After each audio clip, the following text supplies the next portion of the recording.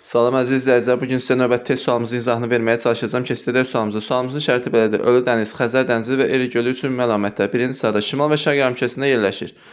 Ölü dənizlə Xəzər dənizi şimal və şərq yarımkürəsində yerləşsə də Eri gölü cənub və şərq yarımkürəsində yerləşir. Bu yanlışdır. İkincidə tektonik buzlaq mənşəli göllərə aiddir. Bu üç göldə tektonik mənşəli göl olsa da, amma tektonik relikt gölü, tektonik buzlaq mənşəli göl deyil. Deməli, bu da yanlışdır, ümumi xüsusiyyət deyil. Keçdik üçüncüyə. Mülayim işıqlanma qoşağında yerləşir. Ölü dəniz, Xəzər dənizi şimal mülayim, Eri gölü isə cənub mülayim işıqlanma qoşağında yerləşir. Deməli, bu ümumi xüsusiyyət olacaq. Dördüncüdə Aral dənizi kimi okean səviyyəsindən aşağıda yerləşir. Bu üç göl okean səviyyəsindən aşağıda yerləşsə də sadəcə cümlədə Aral dənizi kimi sözü olduğuna görə deməli bu yanlış cümlə olacaq. 4-də götürmürük. Keçdik 5-ə.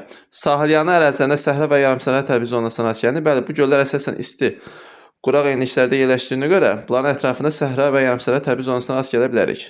5-i də götürəcəyik. 6-cıda tropik hava kütlələrinin təsirindən məruz qalır.